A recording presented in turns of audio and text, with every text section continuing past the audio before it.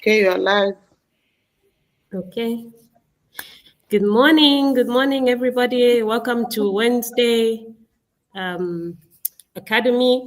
You know, standing on the shoulders of giants, I always reiterate that it's very, very important to stand on the shoulder of giants and to leverage the resources that you have. So I'm here speaking to you as your peer, as your daughter, as your sister, just to say doing business is worth it. Yes, there's the hard hurdles, but you can still do it. So I'm going to first start off by introducing the fact that on Mondays we have Rev Water. He can't be with us today, but he's always supportive. On Tuesday we have Dr. Sylvia Sunshine, and then on Wednesday there's me with the Mompreneur series. On Thursday we have Dr. Nelly, who's a powerhouse on her own, and then on Fridays we have what we call Health Fridays. So I'd just like to say, anybody that has decided to get into business, you are in the right place. My name, for those who are joining us new, my name's Asampa Salome Mwansa, and you are very welcome here. So we're going to just dive right into it, right? When starting a business, most people focus on the product or the service, but success depends on just as much the foundation you build. Think of your business like building a house or getting married. If your foundation is weak, it doesn't matter how beautiful the marriage is or how beautiful the walls are, the whole structure is at risk and it's going to collapse. So it's very important to set up correctly. And, we keep talking about the 3rd of October, which is so exciting and scary at the same time. That is our launch date to be a business shower. That's my veteran mom, Dr. SBM, is going to be hosting for me. And, it's just befitting because she's been in business for over 30 years. And she said, okay, this is what you want. You have to do it right. So she's been pushing me to do it correctly, to be fully compliant, to also make sure that what I'm doing is correct, and to make sure that everything is in the open. When things are in the open, they are less likely to be harmful. So, I'm going to get into it. I'm going to talk about the 5 key pillars to starting your business right. So you might want to get a pen or a paper just so that you can write it down. The 5 key pillars to start your business right. Start with clarity of purpose. Ask yourself, why am I starting this business? Understand the problem you're solving and who you are solving it for. Understand your why. It will guide you in decisions and keep you going when things get tough. In business, things do get tough, and it's important to have clarity of vision. What this does is that even when setbacks come about, you can navigate better because then you're clear about where you want to go, why you're starting this business. Even when hurdles come about or setbacks come about, you keep going, right? So it's so important to understand why I'm starting this business. And for me, why I'm starting this business is because I have seen that a lot of people and a lot of business owners, you find that they are not compliant. They've started their businesses, quite all right, they've registered at PACRA, and then that is it. They start operating. They don't do their annual returns. They don't do their ZRA returns. And even if you're not making money yet and you're not operational yet, you have to do new returns. You have to. Otherwise, when you start operating and you start now doing your returns, you find that you have accumulated penalties. So it's so important to make sure that number 2 is you have to register and formalize your business. Choose the right structure. Are you a sole proprietor? Are you in a partnership? Or is it a limited company? So with the limited company, you can be limited by guarantee, or you can be limited by having more than 2 directors, which is also available at PACRA. So you register with PACRA and you get your ZRA tip-in, and now they're integrated. So when you register at PACRA, then you go to ZRA, then this enables you to be registered. what formalization does, it builds trust with your customers, with the banks, with potential partners that you have, your stakeholders. Even when you want to select a board of directors, start within your networks. Who is it that you already gravitate to? Who is it that you already go to for advice? And they give you this advice freely. Those are people that should be on your board. Why I say this is because, running a business it can be very tedious. So you need to make sure that you have the correct people on your board. If it's your parents, put your parents if they've got the expertise, right? You can put them. I, for one, have put both my mother and my father, and I've put also an external party. And what that does is that it's still in line with corporate governance. And the fact that my father does corporate governance training means that he can't let corporate governance slip. And he was in the public sector. So it makes operating and liaising with the public sector slightly easier, because you know how to draft a letter when he vets it. And then also with Dr. Sunshine Sylvia, she's been in the private sector. She knows how to create a brand. So she's been helping me with branding. We've been going together for events. Sometimes I get tired, but she says, you can't get tired. This is the life you've chosen, so you have to follow it through. And this is the biggest thing that I take away from Dr. Sunshine, is that once you make a decision, you have to follow it through. You can't be one leg in, one leg out. You have to be fully in, and you have to make sure that you're making the deliberate steps that you need to do. So attending events that align, being present at events, it's very, very important. The third thing is knowing your numbers. Many people may not know, or maybe I'm an economist by profession, right? No, an economist by, what is it, Dr. Sanchez, vocation?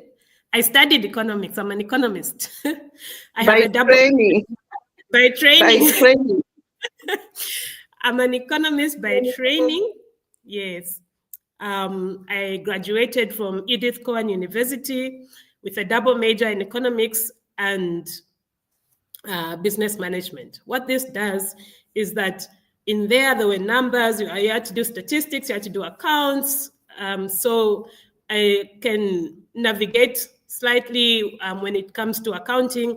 But in that, I also know, and I know how to do a SWOT analysis on myself. I'll say that again. I know how to do a SWOT analysis on myself. When you're in business, you must always do a constant SWOT analysis. And because of constant training and constant advancements, it makes the need for doing an assessment very important. You have to assess your strengths, your weaknesses, opportunities, threats. The industry that I've gone into, there's a lot of players in the industry. Yes, there's a lot of people that do PACRA returns and all these things. But what makes DJ Business stand out is that it's a community of entrepreneurs. And this is why there's a membership fee of 10,650 kwacha. What this does is that there's an onboarding process. We vet you, we do a health check, like a mini audit of where you are. Have you been doing your returns? What assistance do you need? And then after that, then we do your returns on a monthly basis. Depending on which companies you want to do the returns for, there's a charge for each. And then there's a bundled price if we want us to also be doing your entries. We have signed a memorandum of understanding with Auditrix, chartered accountants, because we understand that a lot of business people tend to not maybe know where to go when they need to do their audited financials, when they need to do their numbers, when they need to tender, and things like that. So it's so important to make sure that you know your numbers, and so you can reach out to us and we can align you and connect you with our chartered accountant partners. It's very important to know your numbers and to separate your personal and business accounts. A lot of us, and I learned this again from Dr. Sunshine, that, it's important to separate your personal and business accounts. What this does is it sets you up for success. You're not drawing down on your business account when you've got a trip or when you need to do something that's personal. You're not drawing down on your personal account. So you need to pay yourself. So if your salary is 2,000 kwacha, 5,000 kwacha, because you're not able to sort of sustain not using your business account, you need to pay yourself. What this does is that you're able to then budget. You say, okay, the business has 100,000, I have 5,000 kwacha as my salary. And then you're also able then to do your NAPSA, your NEMA, because you're on a salary, right? This is very, very important. And what I've done is that I've actually noted that, okay, my business is still in infancy and I'm in the process of growing it. So I need external funds that is going to sustain payment of my pay. So I've joined Sanlam and I provide insurance products. I provide insurance products and savings products. Through that, I'm able to then run and make sure that there I'm executing and meeting my targets. And then also I am running my business. So it's very much possible. So those that want to get into business and you're employed, it's possible if you go through the MCP program. What the MCP program does, and now I'll break it down. What the MCP program does is that you have your 8 hours, your 24 hours, and you break them down into 8, 8, 8, right? What this does is that you're able to focus on your plan A. So my plan A right now is Sanlam. My plan B is DigiBusiness. And then you have the other 8 hours, which is for taking care of your babies, going to the bathroom and all these things. And before I joined, before I went through the MCP program, I was like a headless chicken, not knowing where to go. But once I went through the MCP program, then I was able to then make sure that I am aligned with what it is that I want to do.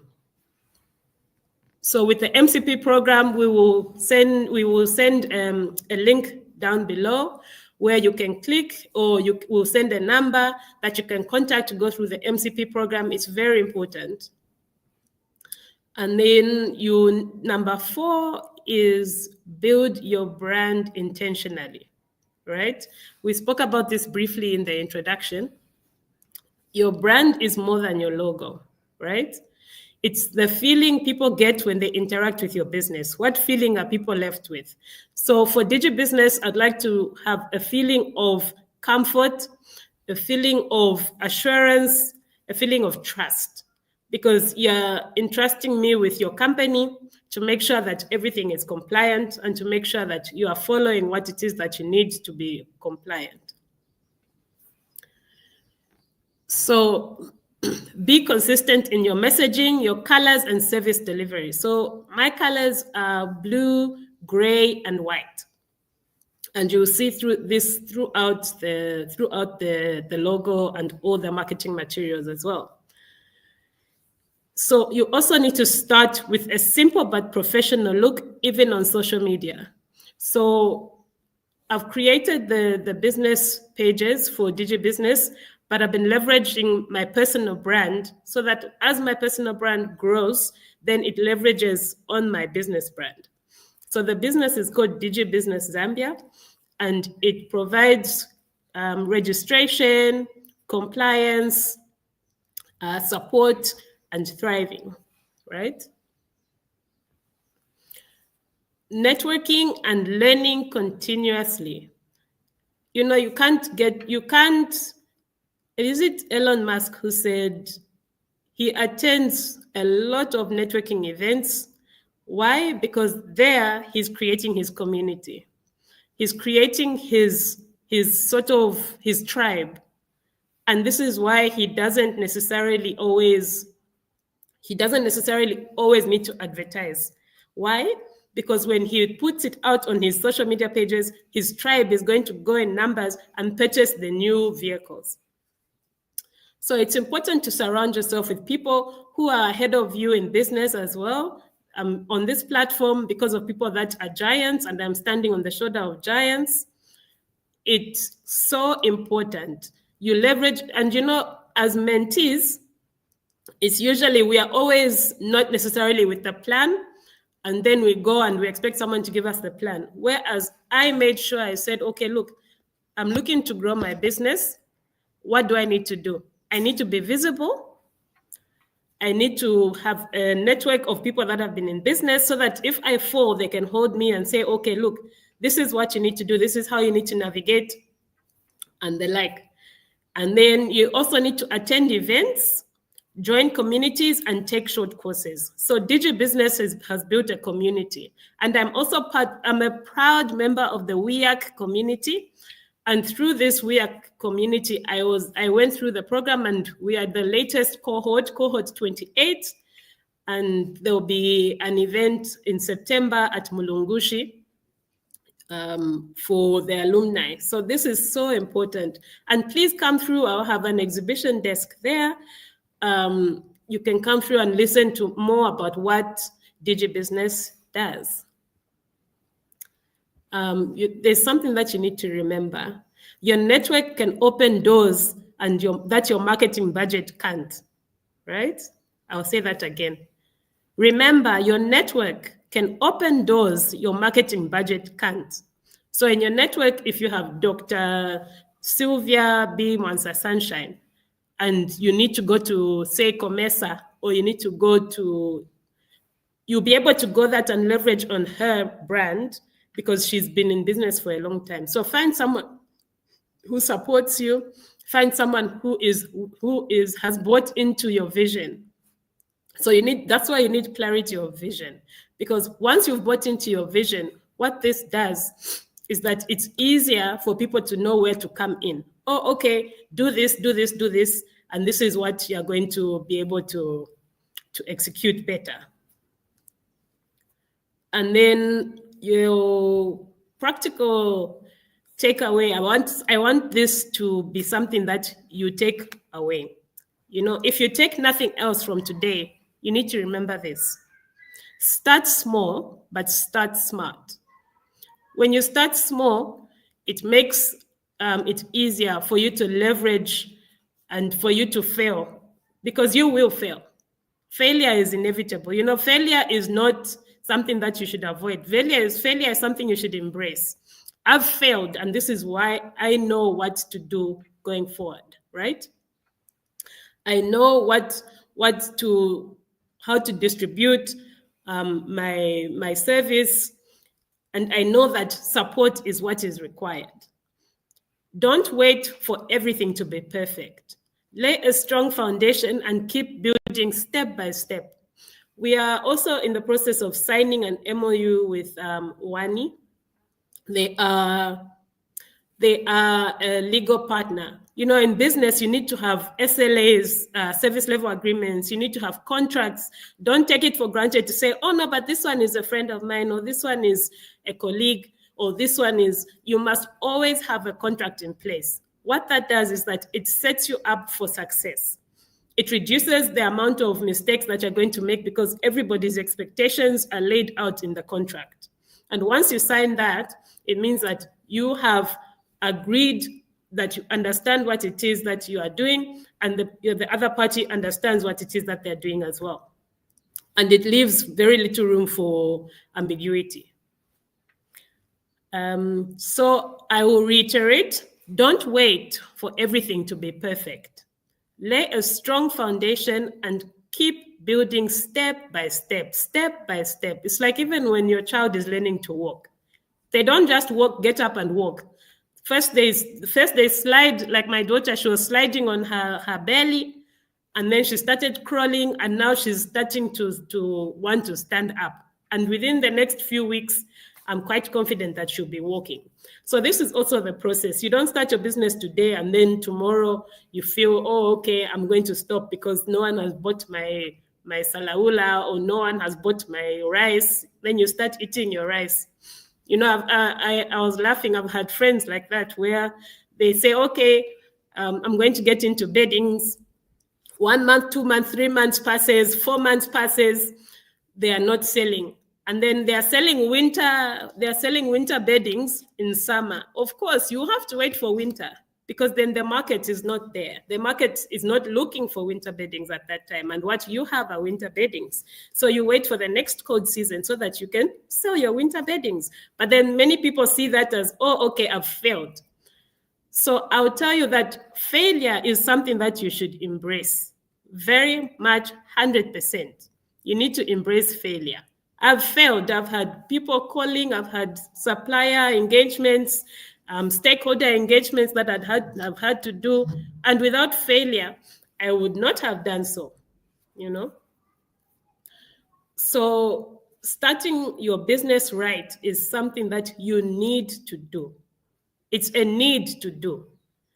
And I'm not sure, maybe I can invite Dr. I know she wasn't really going to say anything, but I feel she should say something about how she helped me get out of depression when my business failed. And I thought I had won, you know? You know, people say they failed when maybe they haven't sold something. But for me, I failed having grown a business to 25 million kwacha every year. You know, I was thriving. I bought myself a push to start vehicle. I just thought, this is amen. And when it failed, I was in quite a state. So what she always talks about is leveraging your burning platform. What is your burning platform, right? So I always like to mention this because this is something that people can learn from. Everybody can learn from this, that failing is part of it. And I'm going to keep talking about it, that fail fast and fail forward. So Dr. Sunshine, maybe you can come in briefly and speak about how important it is to jump off your burning platform. Okay, yeah. It is very, very important to jump out of your burning platform. And I just want to reiterate of what Sampa is saying. When you fall forward in business, because failure is a way of knowing that something does not work, and you start to find other ways of making it work. And you know, people get so excited about the, you know, the what we call it, the, you know, when you get the cash flow, when your cash flow is a lot, you think that you're making profit, but at the end of the day, you're not even making that profit. You're just, money is just passing through your hands. It is not your money, it's people's money. It's passing through your hands, and you think that you are making profit. And this is why sometimes when, you know, a challenge comes through, all the money that you have is in people's hands. It's not even your money, but it looks like you've got a lot of money. So when you, like what happened with Sampa, she found that, you know, she owed people maybe, you know, 1.9, and she was owed 2.9, you know, or something like that. So it meant that she had to get money that she was owed in order to pay the people that she owed. And that was the biggest challenge, because now the people that she owed couldn't pay. So it meant that even if she had more money out there, she was still not able to pay, you know, the money that she owed the people. And that's where the business is. If you cannot balance that, you know, scenario, then you can be taken everywhere, and people are pulling you from right, left, and center, and you just want to cover yourself. But you know, there's no way you can cover yourself if, you know, you've got all these people that are making noise, and then the whole, you know, and when you're doing business, it's not just you. Everyone that is around you gets to be affected, and this is why, like she was mentioning, that you must have people that are helping you grow the business, and people that can hold you accountable. Because we then had to sit down and say, where are you? What is it that you can be able to do now that is going to, you know, to prevent you from the people that you owe, you know, overburdening you. So it's a place where you now have to make agreements there, agreements there, agreements there. And the good part is once you accept that you have got a burden that you need to resolve, you have accepted, and you then find other ways of doing things.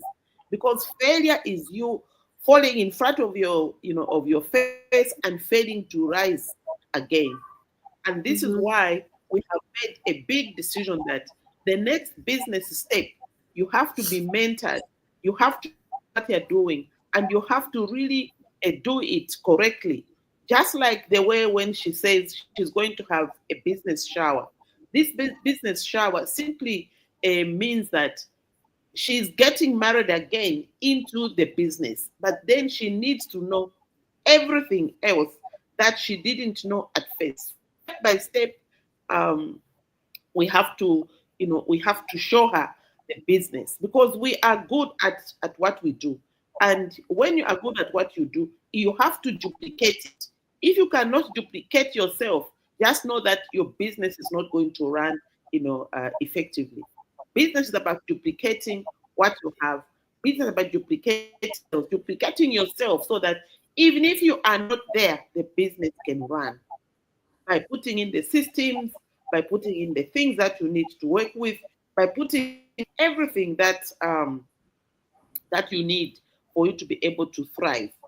And when we are getting married, you will get so many people in front of you, and these are the people that that we know something is going to happen, something is going to change.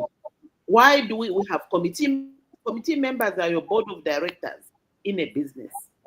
Committee members are those ones that you're sending to say, okay, go and check for me there. It's like you're doing research. Go and check for me there. I will need to buy a dress. Where can I get the best dress? The committee members say, oh, it is there. Or who can get the best price? Oh, this one is good at obtaining the best price. Or who can get this? We do everything. And then you've got elders, and in business, people think, even like in life, like the way young people are saying, no, we need to be given chance to rule. We need to be given chance to be CEO. We need to learn how to be CEO. Learn how to be a sales manager.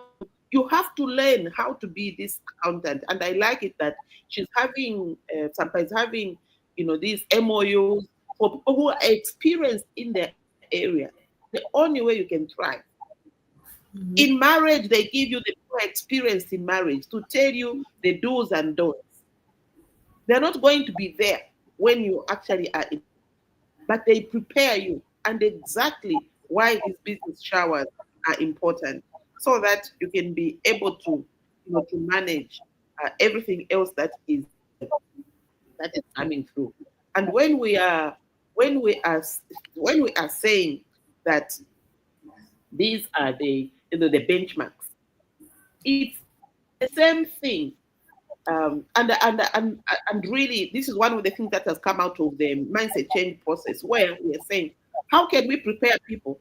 First of all, they have to change the way they think, the way they do things, and the way they narrate to themselves, the way they look at themselves. What is it that they're doing that can be able to shift them to that place where we are saying, you must forget about your upbringing. You must forget about the knowledge that you've gotten from education. You must forget about the positions that you have held in the past, because we get to interfere into our own things that are going to grow us because of our upbringing, because of our positions.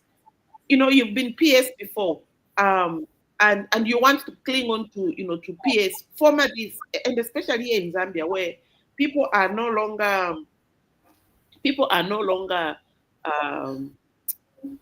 can't call them who they are. They call them for who they were in a certain position. And this has depleted. It has depleted the thinking that you can do it without that name. And this is why it is so important to make your own brand. It is so important to have your own brand, so that they can say, who is this? It is this one. like I can give the example of myself. I worked in Chibote Group, where really it was good. So they cannot tell. Everyone says, "Oh, it's Sylvia who worked with the Chibote Group, who worked with the Sadanis." They can only read it through my CV, through my things that I was in those positions. But I had to build my own brand out of the knowledge that I got from where I was working. Because for me, I developed the brand from the Chibote Group, working closely with Sadanis. I learned so much, in my own way that I duplicated in there. And this is the message, Sampa, that you have to be driving. When you say you're working, thriving on people's shoulders, you are learning. You must learn and learn the things you don't want, relearn the things you want, and return them through the actions, through everyday actions of starting with the opening the day and closing the day with what you have accomplished. That is what it is that we need. Okay, the time is gone, so you can end on a high. You can guide the people that are listening to you, and you invite people to come on this platform so that we can also do them. It's a platform for young people who want to thrive, and this is why the team of the 8. We call it Free Mentorship Academy. It's not really free. We have paid to be on this platform. So it's an investment that we have so that the young people can thrive and also we can thrive as well. Over to you. Okay. Thank you so much, Dr. Sunshine. You are a wealth of knowledge. And, you have really, sometimes children, we learn by watching. And then most of the time, then it's also experience. So for me, I've learned by watching how you navigate even failures, how you navigate and turn it into a success. You always look at the positive, and this is why you say positive vibes and sunshine. So I would just like to say a big thank you for joining us today on today's session, Starting Your Business Right. If you found value in this, share one action you will take this week. You can put on my LinkedIn page, or you can put it on Dr. Sunshine's Facebook page. You can just write it down and just say what you would take to strengthen your business foundation. If you need to register your business, you can get in touch with me on my LinkedIn page, or you can get in touch with Dr. Sunshine. And remember, at DigiBusiness, we are here to support you with resources, tools, and community to grow with. We are your preferred business support partner. So I'd like to just say thank you. Let's build businesses that last, and have a productive, beautiful day. God bless you, and see you in our next session. Thank you.